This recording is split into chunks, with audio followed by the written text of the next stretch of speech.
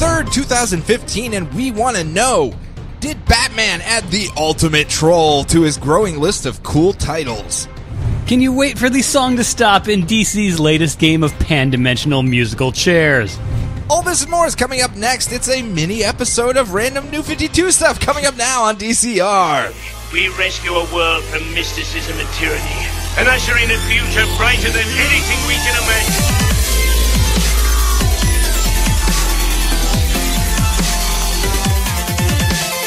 Look, up in the sky, it's a bird. It's a plane. It's Distress Citizens Radio.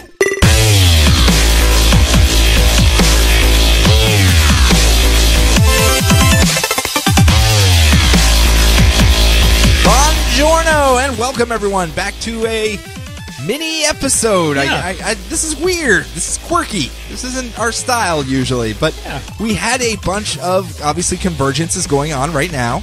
That we're talking about that whole event thing, but we had some carryovers from the New 52 from before this convergence thing started. We didn't want to mix our multiversal peanut butter with our convergence jelly. Is that what you called it? Convergence jelly. It doesn't sound good. No. Not at all. But I am Sean Lamont, comic book reader extraordinaire, and the other gentleman with me, Mr. Brian Glein. Hello, sir. Hey, Sean, how's it going? I am splendid. You did it again. You did it again. Now I'm just doing it on purpose. I know you are. But we are going to be talking about those books. We talk about comic books regularly, specifically DC Comics. And now we have this episode of 4 or 5-ish books or so that we're going to do some spoilery stuff. We're going to talk about things that happen in them, plot beats, storylines, character development, etc., etc. So if you do not want them spoiled, do not listen ahead. We're going to be covering what, Brian? What are you doing this episode? I'm doing Justice League. I'm doing Multiversity. Okay, and I'm also we're both doing Free Comic Book Days Divergence. I correct, suppose. And then I have Superman and the end of the Batman Endgame series as well. So if you don't want those spoiled, don't listen ahead. You have been properly forewarned. So without any further ado, let us jump forward into this week's books.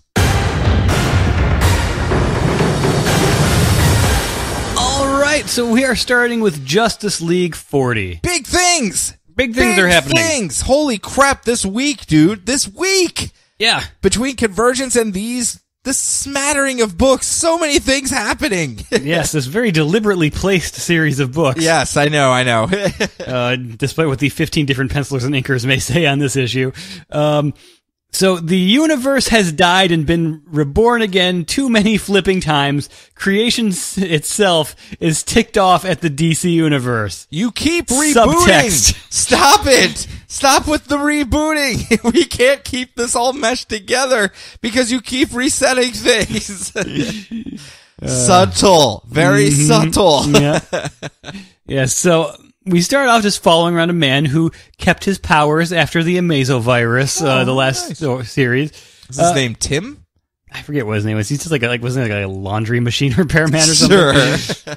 So he gets killed trying to save his neighbor's kidnapped daughter with his superpowers he doesn't know how to use. Poor guy. And as he dies, he's able to see our narrator, Metron, in his Mobius chair. Oh, hey. One of the new gods. So he recounts the story of how he tricked Darkseid and Highfather to exchange their sons to stave off war between Apocalypse and New Genesis. Because it could destroy the entire multiverse. It was a war that could not be contained whatsoever, so he had to keep it there because he's the observer. He observes things, and if there's nothing to observe, he gets really bored. You can only solve a Rubik's Cube so many times before you just go, I don't know if we'll be talking about that later, won't we? Yes, but so this is how Darkseid's son Orion winds up on New Genesis and how Mr. Miracle scot-free winds up on Apocalypse. Then later, he gets to witness the universe dying and being reborn in Christ on an Infinite Earths. And I love the fact he's just flying around in his little chair. All of a sudden, it drops, like a plane losing altitude suddenly. And then all of a sudden, the universe comes back. It's like, oh, okay, that was weird and awkward. I know what happened. I don't think anyone else does. Shut up, Psycho Pirate. You don't remember anything. No. And then he sees it happen again at 0 hour, and then again at Infinite Crisis, and then again at Flashpoint. Like, two of these seem like they were written by the same person, and he couldn't possibly be going for the universe-destroying hat trick, could he? Could he? Could he? Or maybe the turkey? But the universe has been reborn again into the New 52, but it has yet to solidify. Nope, it's still subtext. Yes, it is still finding its way in some Bane places. is just standing off in the corner, nodding, knowingly, rubbing his chin. Mm-hmm. It'll be like the old Mortal Kombat with the toasty subtext. Message. And in the parallel world of Earth 3, which has been destroyed, there stands the Anti-Monitor, ready to attack another parallel world and destroy it again. So Metron confronts him by his real name, Mobius. Oh, he stole his chair. Yep. No wonder he's so angry. Yep. His knees have been killing him. He just wants to sit down, but he stole his chair. Yes, Anti-Monitor tries to attack, but to no avail, not while he is sitting in the Mobius chair. That was my chair. Give it back. No, Anti-Monitor, you above all people are not exempt from the greatest of multiversal laws. Move your feet, lose your seat. Oh, the golden rule of the multiverse. Yeah. But there is something brought up there as far as who the Anti-Monitor is, not just Mobius, but he was the observer of the multiverse before Metron. Yeah. That was his role prior, which kind of, I don't want to say contradicts because there's a couple way they can get around it. The previous thing where there was the monitors sent down, the Grant Morrison blank page, 2 monitors sent down to observe the weird little splotch of ink that got on the blank page, and they were infected by story. They were corrupted by story, and obviously they had to take on these archetypes, the protagonist and antagonist, and that was what the Anti-Monitor was, the antagonist. So obviously there's very many ways they can work that into the narrative still, but with him being the observer, well, I guess, yeah, he was sent down to observe. Mm-hmm. So I guess it kind of does just play right into it. Disregard then. Disregard. Yeah. So wait, is there another chair? Is there a Nick's chair somewhere? No. Huh. Now I'm really kind of digging this. Yeah. So, you see, on the chair, like you said, Metron's the observer when he's on the chair, and so Anti-Monitor is cursed to be the destroyer. Destroying worlds is all he knows how to do. He can't go back to school to learn to do something else. His pre-existing college loans are killing him already. Oh, man. Yes. And then Metron gets knocked off of his chair by an unseen blast. A gray lady in a cloak is working to help the Anti-Monitor kill Darkseid. Oh, and who is this gray lady? We'll be coming up with that later, won't we? Well, we could just say it now. Darkseid's daughter. Yeah, it's Darkseid's daughter. Another daughter. Yeah.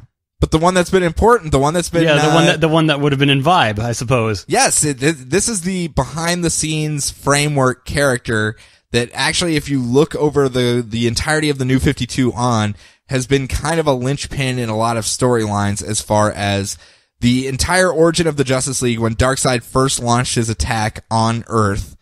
Right at the beginning, when all of them met for the first time and got together, those first 6 issues of Justice League, Darkseid was looking for his daughter. He knew she was on this Earth somewhere. And she was out late. She didn't call me. Yes. Didn't even send a text message. This is unacceptable as long as she is living under my multiversal roof. Yes. Urgh. And that's why he showed up. That's why he was coming in to enslave the whole planet to find her. And then it comes, they push him off. They stab him in the eye with a sword. Really mean. We're not very friendly here on this Earth. And it comes out in Vibe that it was because Argus had her locked up in a giant Omega vault because they put a big Omega symbol on it. So they could keep track of it. That is where we keep the Darkseid babies. That's where they all go. In that giant Darkseid vault thing, Omega vault. The Omega nursery. Yeah, and then at the end of Vibe, that whole thing got trashed. She escaped. We didn't know where she went. Now we're finding out. Mm-hmm. See? She immediately went over to the Anti-Monitor and said, hey, I don't like Darkseid either. We should go kick dirt in his face, but multiversal dirt. Yeah, it's gonna be maybe she's gonna pick up the Mobius chair and break it over his back that would be kind of cool. Like a bar fight breaks out. Yeah, the Mobius chair. Just a multiversal roadhouse. Yeah, and multiversal Patrick Swayze's there. It's gonna be awesome. Yeah, man, this event's gonna be great. Now I'm psyched. I'm psyched. I think it's a great setup. I really do. As far as a teaser for what's coming up, it's a 0 issue into the Darkseid War, as they're calling it.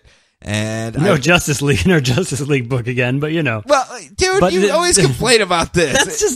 We've already said that this is the tentpole book. This is what's happening in the DCU proper. That if you want to keep up with the high level event stuff, as far as why are people doing X, Y, Z over here? Why did the sky turn that's blue what this over book really there? is for. I know. Yeah, this is your tentpole kind of the DCU at large. It's almost like the DC news where you're just keeping up this little stock ticker at the bottom. Dateline Earth 3. It's still just the Anti-Monitor. It's rubble everywhere.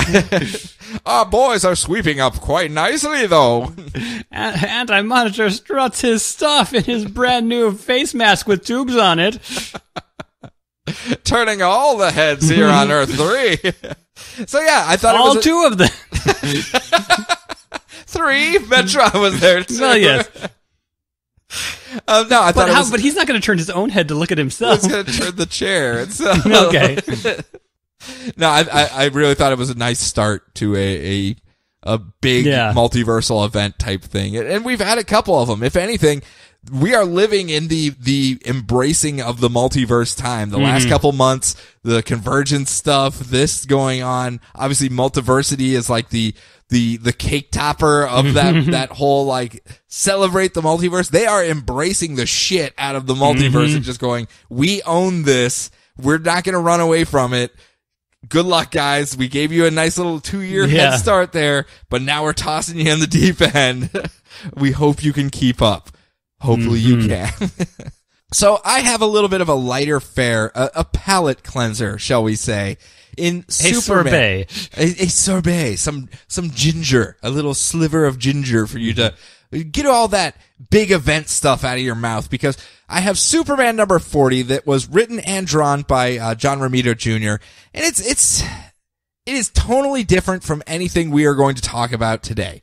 Completely tonally different, because we start off right at the beginning where it's like this wide shot of a volcano or a mountain or something like that, and all of a sudden Superman's giant super flare goes off on the top, and we see an annoyed Batman flying over there like 10 minutes later, like, we're not going to come pick you up every time you decide to use your powers somewhere off in the middle of nowhere. You got to figure out something, because we're not going to do this every single time. And it's all the rest of the Justice League like, yeah, I had to go pick him up off an island last week. Yeah, I had to pick him up off a desert the other week too. Stop using your stupid super flare, Superman. It's very weird, but it fits. We're going to, and they all figure out, okay, well, let's all meet up back at the Watchtower. We're going to sit down. We're going to figure this thing out. And they're all sitting in the Watchtower. Batman's like sitting on the console ledge drinking his bat mug of coffee as they're talking about it. And they're all like, okay. Is he the cool guy, like the kid from Head into Class who refused to sit in the desk? That's right, man. That's right. They decide they're going to load Superman into this blast room so they can test him, figure out what's going on. Some time has passed. He's got his powers back. But did he get all his powers back? Let's find out exactly what's going on. So they put him in this room, and then it's like Wonder Woman and Green Lantern and Flash shooting him with bazookas and lasers. And they're like, "Oh, it still looks like he's invulnerable. Let's try punching him. See what happens then." They start punching him in the face. No, seems like he's still good. I bet you we could smush him, though. And Flash hits like this little button, and this big metal anvil drops down to crush him, and he gets out of the way just in time. And then Brian, he channels you, because he's like, we should call this the Rec Room. Get it, guys? I put a W in front of it because it's the Rec Room. Ha ha. The whole Justice League's like, shut up, Superman. You're not good at puns. Even Robin's off in the corner just shaking his head. No. But then they go, okay, well, we got everything we need. It looks like you're getting your powers back. Fine. After X amount of time, let's try out this flare thing. See if you can control it. See what it's doing. Blah, blah, blah. They load him back in the blast room, and he starts focusing, because it's just an expansion off of his heat vision, like a radial explosion out of all of his energy instead of focused out through his eyes. And he does it. He blasts it off. It destroys his clothes, and he's standing there naked, and they're coming in, and they're like, going, okay, man, we got all the data we need. So here's a robe. Now you're human. Bet you're hungry. Let's go get some Mexican food. How's that sound? And they head on down to a bar where they eat some dinner and drink some beers. And it's like, hey, we're the Justice League. It's going to be cool. Everyone Does this lead into the Magic Mike cover? Possibly. But it's all like this weird thing where Superman is drinking one beer and all the rest of Justice League are like looking at each other and smirking like he's totally gonna get drunk off one beer. He has no idea how this works. And Superman's getting louder and louder and more boisterous. He's like, hey, remember that time when we punched Darkseid in the face? They're like, shh, you can't tell everyone this stuff. So we cut right to the next morning. He's out. Everyone's like, well, you get Clark home. Okay, I'll take him back. The next morning, he wakes up to the news where these guys are out there with this Lex Tech gear trying to rob banks and steal energy from the thing, and he is hung over as shit. And he's like, oh my God, is that what drinking is like? I am never, ever gonna do that again. That was a horrible idea. Shirt's all stained. He looks like crap. And he runs in and brushes his teeth real quick, and he goes to jump out the window to fly over there and remembers he just used his solar flare and just kind of falls down and then just bounces his way over because he has some of his powers back, but not all of them. And he gets over there and he kind of gets beat up by these guys quite a bit. They knock over a building and he's not invulnerable anymore, so he's all gashed up and bloody, but eventually gets the upper hand and locks them up, and people are taking snapshots because it's not every day you see Superman bleeding and cut with like a black eye and everything, and they're like, is this actually Superman? I don't think this is how it usually works. Is something going on? And then the next day, Lois Lane sees him in the office at the Daily Planet, and he's got his black eye and he's all cut up. And as he walks by, she starts to put one and one together and goes, hey, wait a minute. What? I'm seeing Superman with a black eye and cuts, and I'm seeing Clark Kent with a black eye and cuts in the same place. Wait a minute. This goes against all Lois Lane continuity. Well, she has observed and made a mental note. Because remember, Superman didn't have like physical cuts and wounds on him all the time, so maybe that's what it took. That's what sets her off, where she goes, oh, these are the same people. These could very well be. Let me see. No, he wears glasses, though. I don't know. I don't think it's possible. I've seen him in overalls before. He would never go to prom. But the tone of this book, there's so many little things going on. Batman with his Bat coffee mug, just like kicking his feet, like, yep, I'm the kingpin for this little thing. Aquaman covering Diana's eyes after Superman blasts off all his clothes and she's like trying to pull his arm down. It's just all these little things. Superman getting all like blush cheeks and boisterous as he's getting drunk, and all the rest of the Justice League just laughing amongst themselves. Like, oh my God, we got Superman drunk. This is so funny. This sounds like a lot of fun. It was. It really was. It as I said, tonally did not match up with very much else, at least with the rest of the big event stuff things. I mean, obviously it's a big event if Lois Lane figures it out, and maybe that might lead to some other things that we'll talk about a little bit later. But at the same time, this was very much your Justice League palling around, being idiot friends, and just, it's the humanizing moment that you need in all of these stories where you actually feel like, hey, these are people too. I can relate to them. They're not these gods out there smoting everything. They go out and have beers and laugh because their uptight friend drank too much and is saying stupid shit. I mean, I can get behind that. I do that weekly. So I enjoyed it quite a bit. It was a different change from the serious storyline we've been following in Superman up to this point. And I think a couple of people might actually change their minds of this current run if they give this one a shot.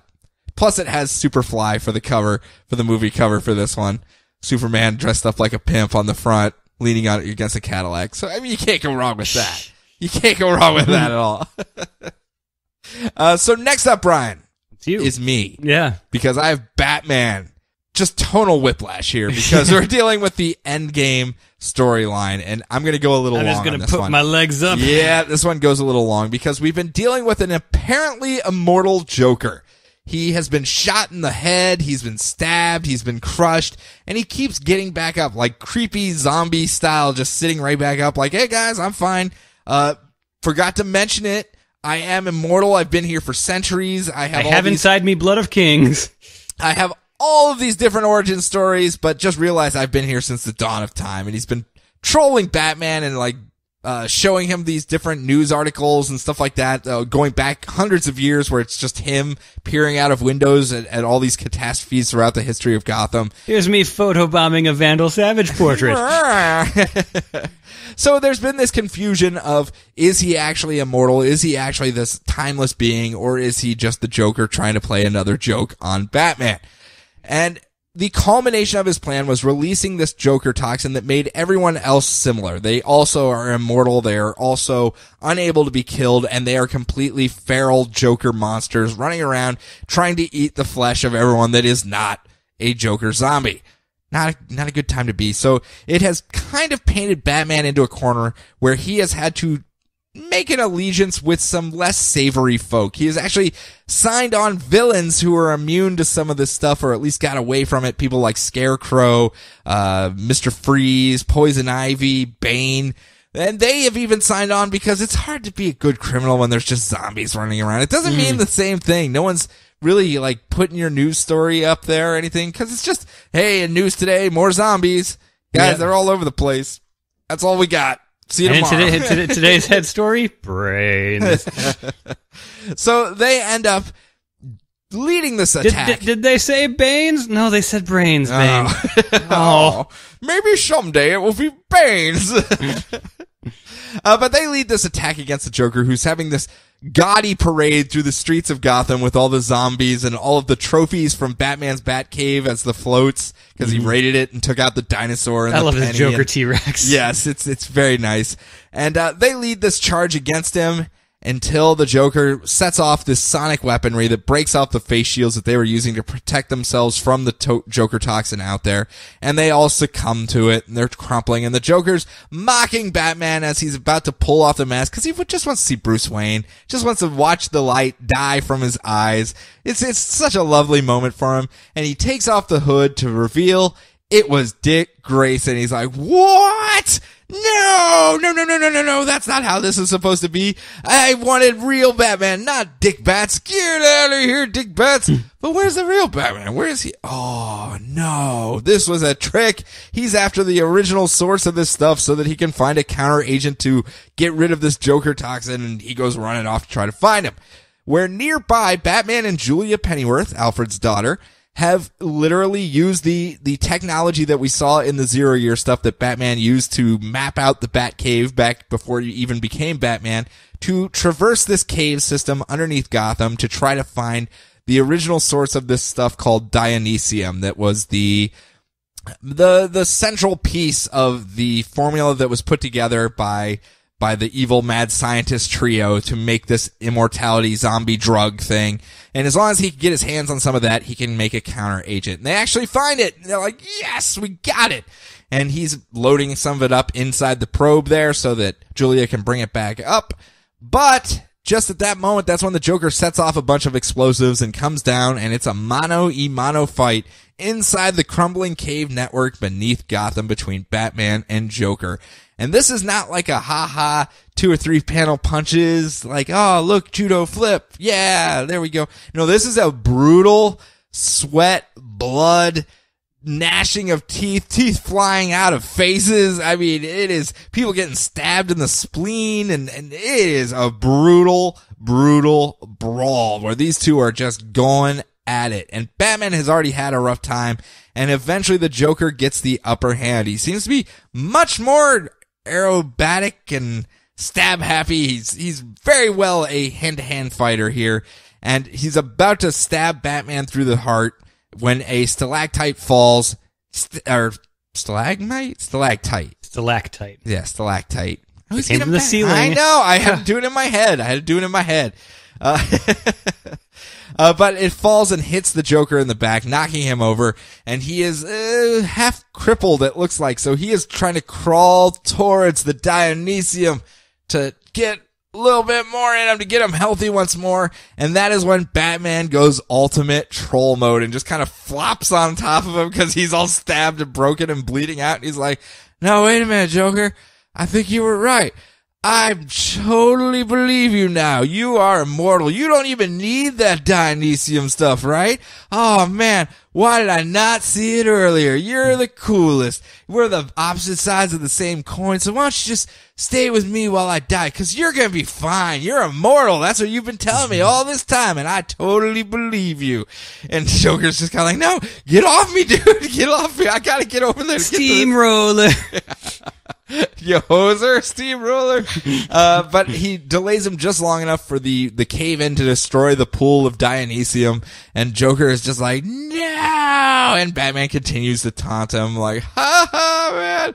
Oh, you're the best, Joker. You made me so much better than I ever was, but now you can stay and watch me die, and we can both lay here. And as they're both laying there on the ground, they're bleeding out, and their blood forms like this fractured heart around them. It's with like their bodies cutting it in half. It's a nice little visual as they both bleed out and die as the cave system collapses down on top of them. Bruce Wayne and the Joker are no more. No more. We will never see them ever again. Never, ever, ever. You know what? It doesn't matter. We know they're not going to go away, but they are gone for now, at the very, very least. And it's a couple of weeks later, we go back up topside. They've cured the plague using the sample that Julia pulled up. Alfred got his hand chopped off a couple issues earlier and refuses to get any type of replacement or try to reattach it because there's no one left to mend. Sad. Sad. Very sad. So sad. And meanwhile, there's a final message that Batman left that they're trying to decipher, that as Alfred is explaining the entire point of Batman, where they're like, why didn't he get out? Why didn't he use the Dionysium? Why didn't he do this? Why didn't he do that? Because Batman is a tragic character at the core essence of himself. He can't make himself immortal. He could, surely, he has so many friends that have access to so many different things. He could have been invulnerable. He could have used some sort of googity goo to make himself so that they couldn't hurt him, so that he could just always be overpowering. But that's not the point of the Batman mythos. It's to be this frail human being that was putting himself in peril all the time. The fact that he could die at any given moment is the entire point of this. If he got away from that and made himself immortal, it wasn't going to be as powerful. He was a symbol. That was the whole point of it. It wasn't even just the heroics he was doing. It was the symbolism behind it. I got what he was going for, says Bane off to the side. And so they realize what the last message is, because as Alfred is explaining, the Joker always assumed that he would have an escape plan, always have some way out. And as long as they were two sides of the same coin, he also would have an escape plan and out, because they're similar. They're so much alike that he could just ride the coattails off of Batman no matter what situation they got themselves into. He was just going to survive along with Batman because that's the way it worked. But Batman actually didn't have a backup plan, didn't have an escape plan, left himself in mortal peril, and just decided to die and took Joker with him. And that was the big joke against the Joker, that he wasn't going to go for immortality or a continuing story forever. And so his final message is just 2 letters. Ha. And that's how it ends, where Batman got the last laugh in the joke battle between him and the Joker. Something of note, though, there is a scene at the end there during that 2 weeks where in the silhouette of the street, there is a beat up guy on a crutch and a kid wearing a Robin hat and jacket, like the R symbol on the hat and coat. Could be other people, but a lot of people are thinking that's Bruce Wayne and Damian walking down the street. Just not looking good, though. Not looking good at all. I mean, it's just basically silhouettes with bandages all over it and missing an eyeball and crutches and just legs sticking out in front of him. I mean, he's not in good shape if it is him, but it could just be a random citizen. We don't know. But we're going to move There's all these Robins that are going to be running around. Exactly. So we're going to move forward into a different era of the Batman mythos here. Sans Bruce Wayne. We've done it a couple times before. Dick Batts, obviously, being the prime example of it. The best thing is that everyone was like, oh, that means Dick's coming back into it. No, because there was no one else there that saw the switch. They actually swapped each other out in the hallway walk out of the Batcave. They made a whole big show of it so that no one realizes that it wasn't Bruce Wayne under the cowl the entire time. Wah, wah, Dick Grayson's still in hiding. Whoop, whoop, whoop, whoop, whoop. Back into Spiral he goes. Really, really good, though. Really good. The artwork itself is just just of a visceral fight scene. I love that cover. Oh, I know. That cover was great. For playing off of the tragedy, the Greek tragedy of it. Kind of a play thing right there, and it's nice. I liked it a lot. It actually ends with a picture That's of like the Joker dragon. Yeah. It ends with a panel of the armor from the Greek tragic play that they were watching in the second issue, I want to say. First issue, I think it was, that they crashed into the opera there. Okay, yeah. Yeah, and the armor is in the trash can, like, the tragedy is over. We're moving on to something else that has ended, and it was a nice little tie there. I liked it a lot. It was really, really good. I highly recommend checking it out. Actually, I recommend just checking out the entire Endgame thing, because it had a lot of stuff going on that's hard to appreciate the last issue if you haven't been following along with some of the other parts. Yeah. Speaking of hard to appreciate the last part without following on with a bunch of other parts, what do you got, Brian?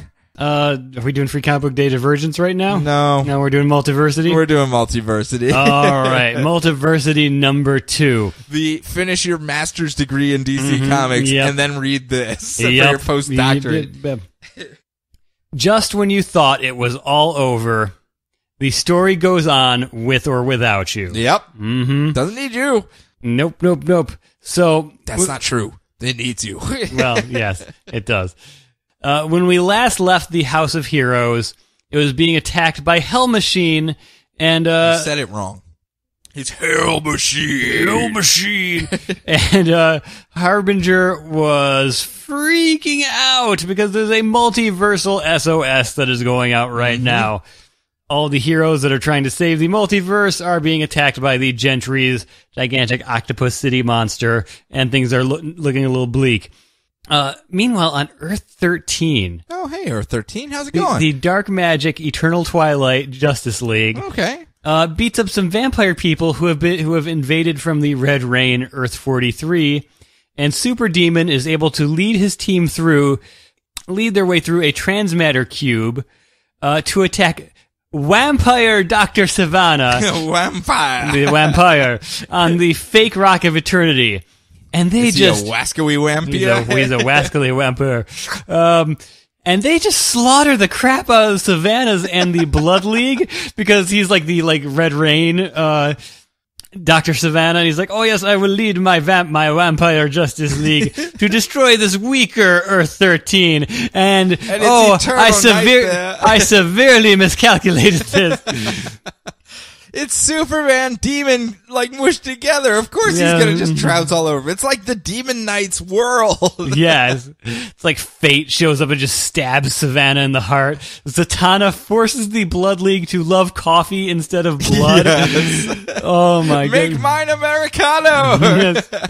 In the chaos, the Marvel family from Earth 5 are able to just tear apart the fake Rock of Eternity. Hannibal Lecter Savannah and Snake Savannah escape to the much safer Old West Earth, where nothing bad can possibly happen to them, only to be immediately murdered by the Gun-Toast Injustice Riders. Yeehaw! Yeah, they got their revenge from Convergence. Yes, exactly.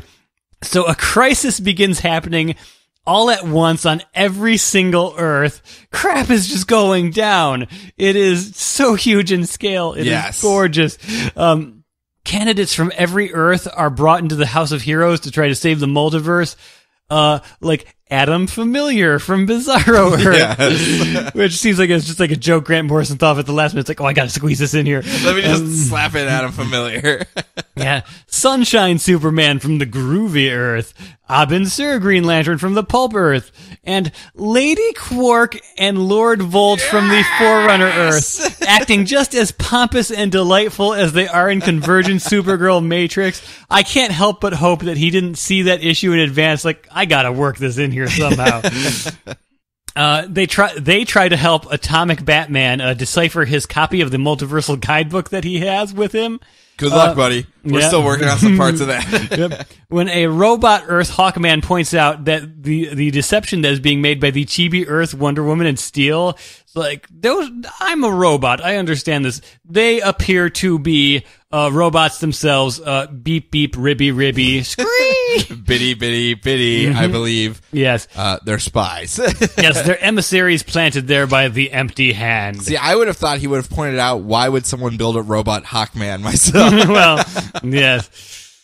Why do I exist? Why wouldn't you build a robot, Hawkman?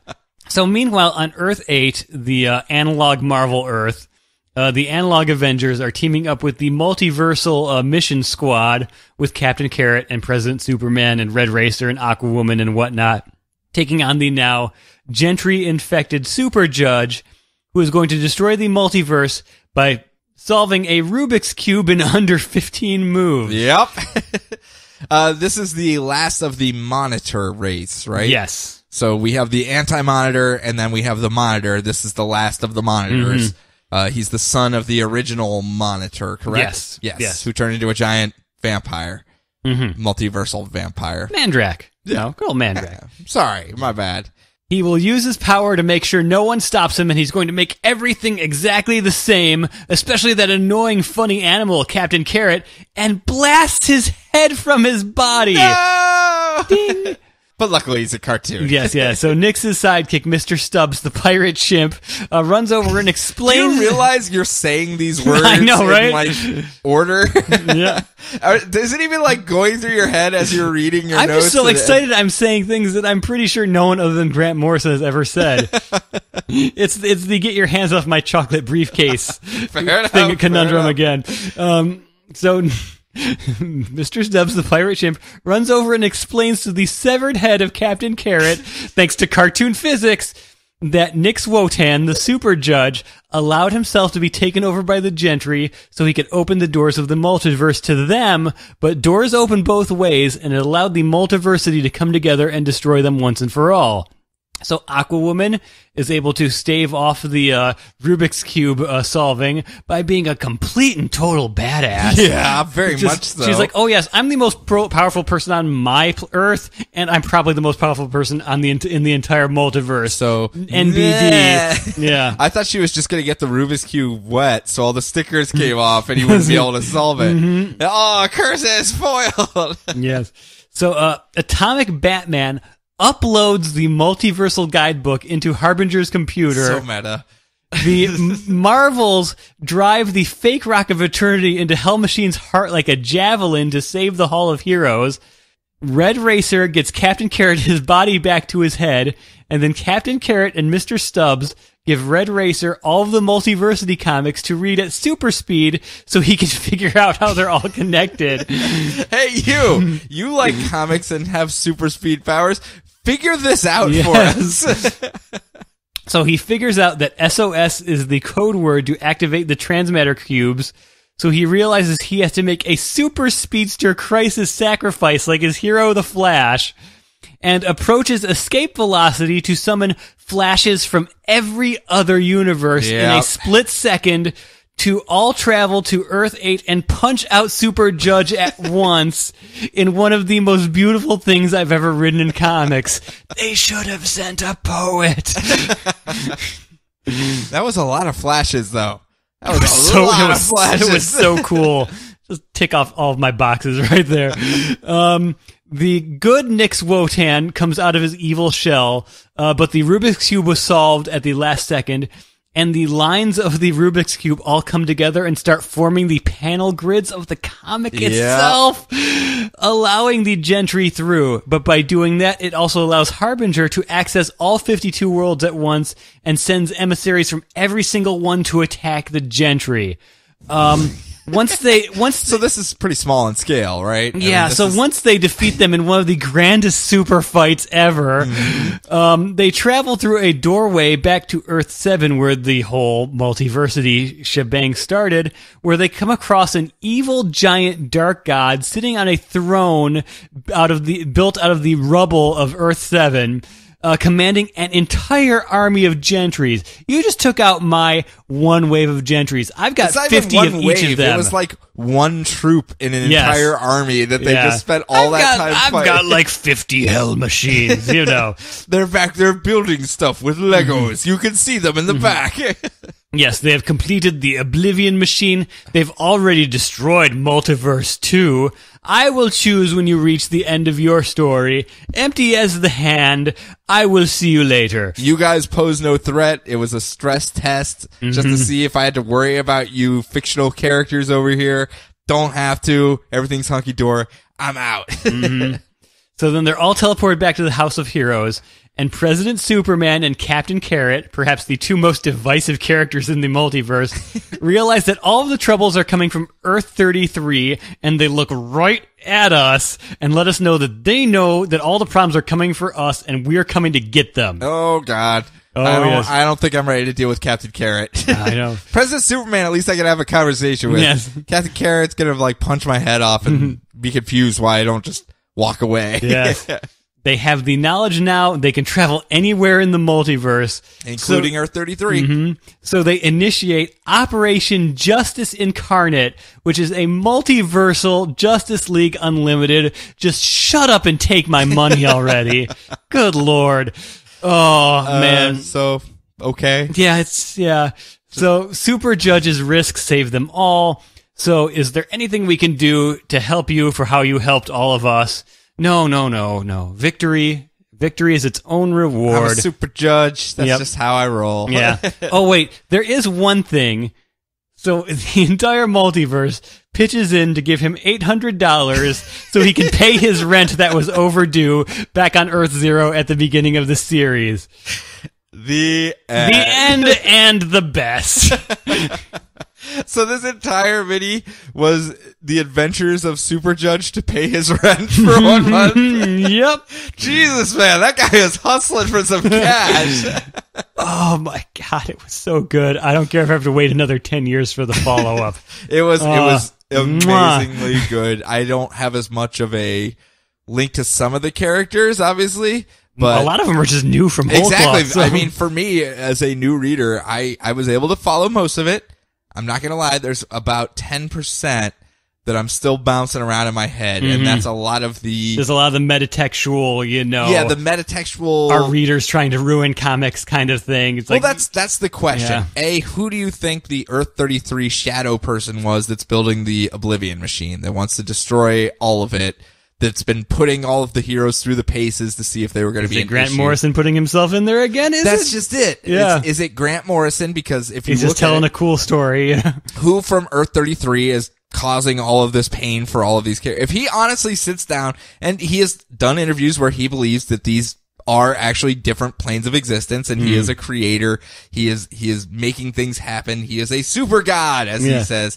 And it is, if he believes that, which I have no doubt that he does. It's a valid philosophy at the very least. He would actually feel bad about it, or would he be all gloaty? I know one of the alternate covers, I think the Mike Allred one, does just flat out have a Grant Morrison standing on top of the Earth commanding the Multiversal Justice League to go off and do his bidding. Oh, really? Yes. That's pretty good.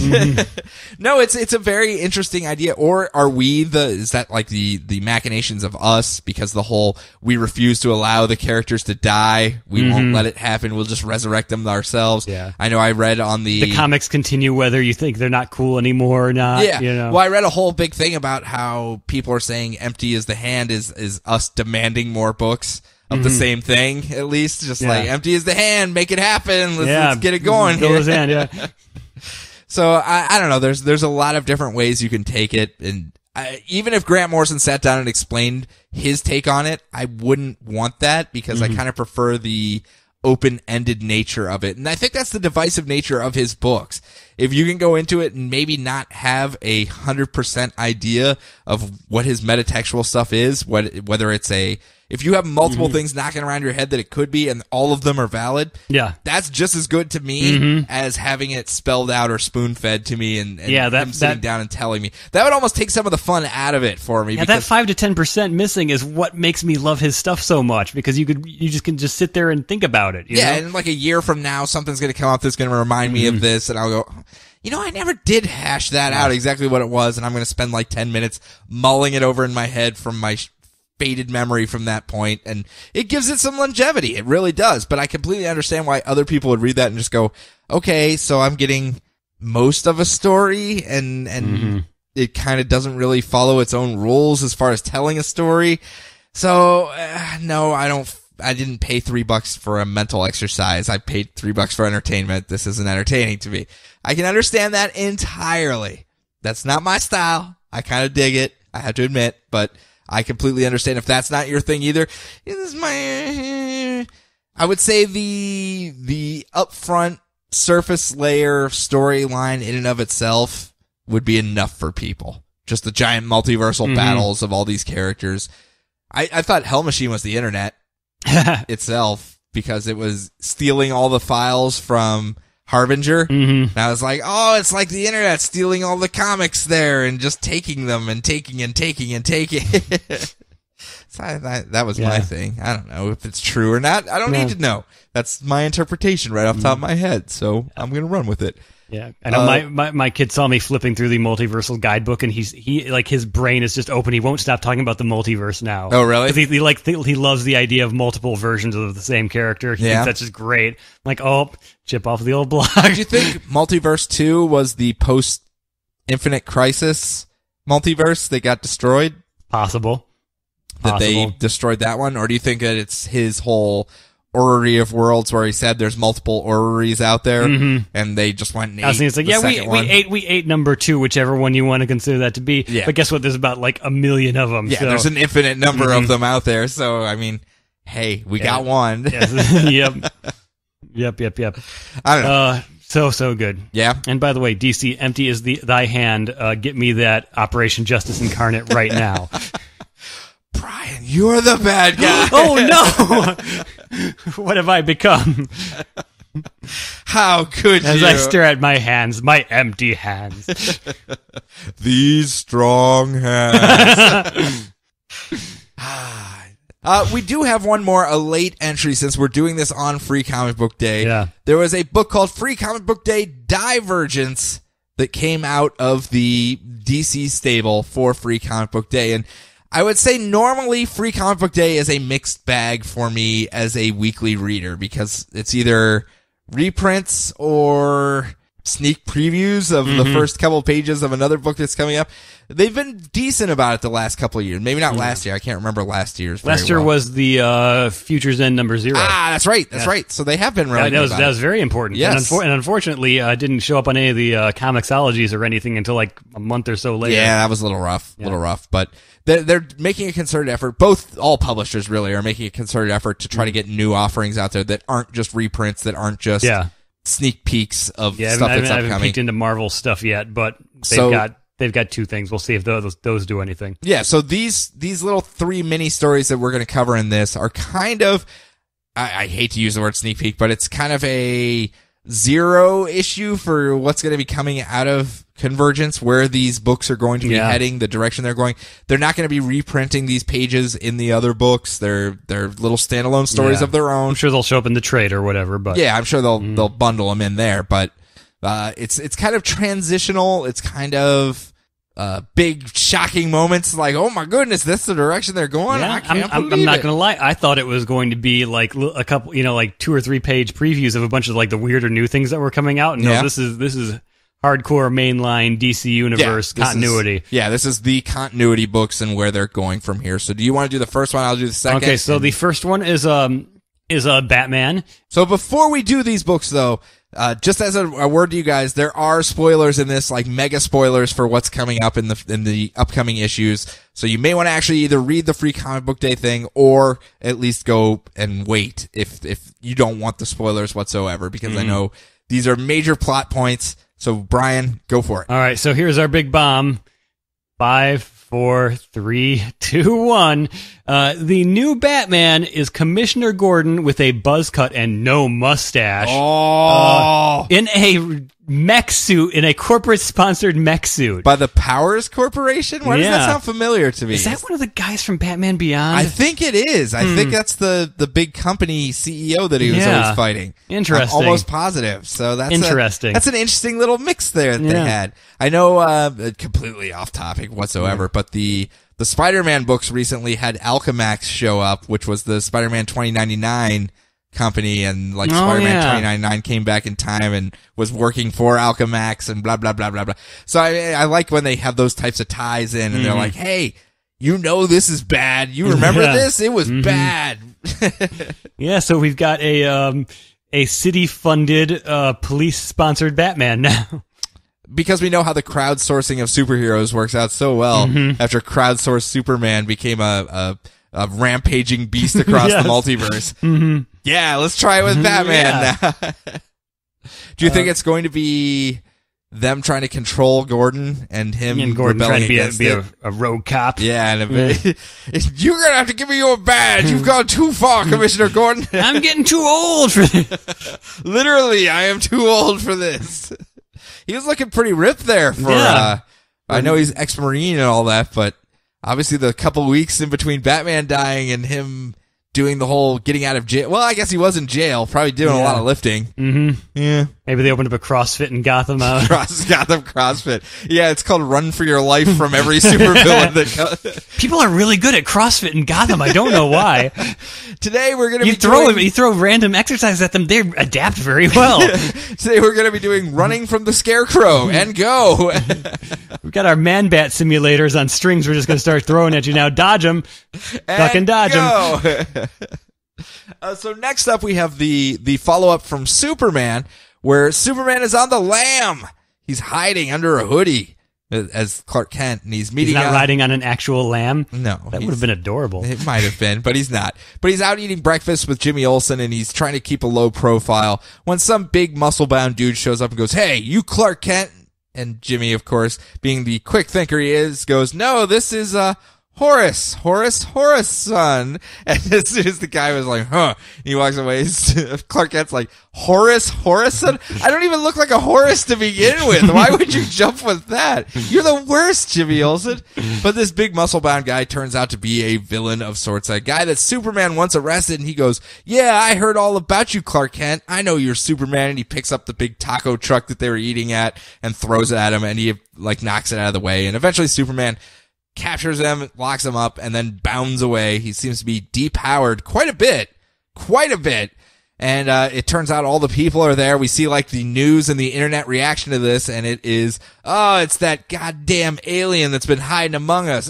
Go away with your alien germs, alien. Yeah. And then some people are like, "Oh, he's so cute. Oh, let's all kneel at the altar of Superman." Don't you say anything bad about him. Yeah. So, I mean, we get to see that obviously Clark Kent has been outed as He's such Superman. a good dancer. How can you hate him? First, Batgirl ruins our diner. Superman ruins our food truck. I'm not happy with this. Superheroes are ruining my appetite. But obviously we get to see, much like the Batman v Superman trailer, the announcement that there is an alien among us that has been living among us is met with mixed reactions, to say the very least. Some people hate it. Some people overly like it to an extreme on both ends. And then there doesn't seem to be very many people in the middle. So we'll see how that plays out. We also see that the person that pulled the trigger on outing him, Lois Lane. Yeah. As we saw at the end of the last issue of Superman there, where she put one and one together, she wrote the story and outed him, and she even goes to visit him, and he's all like, "Hey, you did what you had to do, but I ain't talking to you no more. Yep. Peace out, Lois Lane." And goes back to living in his Motel 6 of solitude. And just gotta wait for Lana to break up with Steel already. He's gonna cover her with liquid metal one time too many, and then I gotta strike. So yeah, very, very much as I said, that last issue of Superman felt like a small little jokey fun time, but it was laying the groundwork for the big changes there. Meanwhile, the Justice League follow-up, Darkseid has another daughter named Grail, who we saw at the end of the Justice League issue, that was created by the unholy union of himself and the first Amazon to ever leave Themyscira. Obviously forgetting about Exoristos. Unless that is Exoristos, and she came back. Maybe. It's not. No, it's not. I think they just forgot Demon Knights. How did anyone forget I know. that continuity-heavy Demon Knights run? And so now although she was exiled, maybe that's different from leaving of your own volition. Maybe, I don't know. Or at least that's how I would write it. And now her and her mother are going... exiled, doesn't count. And now her and her mother are going to kill Darkseid. Yeah, which kind of gives it the whole, maybe it wasn't a consensual relationship between this Amazon and Darkseid. Because the mom immediately is like, "I want to kill your dad. You should want to kill him too." So I don't think that was like unless it was he left and hasn't sent a single child support payment. I got this Omega tattoo under my eye to impress him, and he didn't even care. He left anyway. Darkseid's a deadbeat dad. Yeah. Him and Trigon hanging out. Trigon. Oh, you guys are the worst. No, it just seems like there was a more to that story that will obviously come out in the future. It does kind of paint a different picture, though, as far as, because when you think Daughter of Darkseid, you think like out fourth world, new gods having kids. You don't think of them coming down like the old Greek myths of, oh no, I'm just a swan. Don't mind me and what I'm doing over here. Hey, swan, get out of here. I impregnated you. I'm a sneaky Zeus swan. Yeah. It also means that trickster daughter of his that we thought was trapped in the... Yes. Kaio, obviously not the daughter that we've been having all the issues with. She's just another one of his crappy kids. Yep. So big things. Big things. Obviously. So, are you stoked for the new directions on some of these books? I'm certainly intrigued, if anything. Yeah, I kind of like the fact that they're I don't want to say playing risky, but they are. They really are. They're moving away from their safe zones at least and trying Getting some people different talking. stuff. Yeah. So obviously we don't expect any of this to have long lasting. Maybe the Superman one. Yeah. Honestly, the Darkseid War will probably have some major payouts by the end of it. And Batman, I'm just really intrigued. Honestly, I just want to see how that plays out. Snyder's got enough street cred. He's got enough street cred. If anything, we're gonna get a really awesome paragraph or two about robot antenna ears yes. and their history throughout the ages. Yeah. I love his stuff. I do. I really do. Capullo drawing cool robot Batman bouncing around Gotham. Honestly, do you need more than that?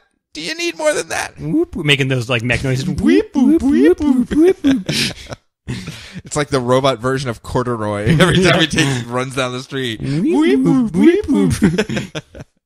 But that's it. That's all the books we're going to cover for this quote-unquote mini-sode of an hour in length. A word we have created ourselves and has never been used before.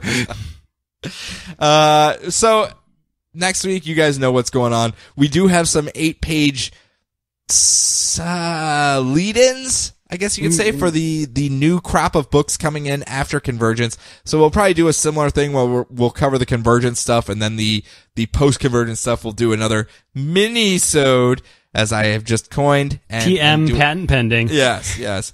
And we will go from there. So, Brian, do you have anything before we take off from the second episode of this week? I'm just going to curl up into my chrysalis and try to emerge. As a butterfly? Maybe. As a butterfly. A beautiful butterfly. But if you guys want to get in contact with us, you can do so on the internet. We're DCR Podcast everywhere. So until next time, enjoy your books, enjoy your week, enjoy your lives, and we will talk to you then.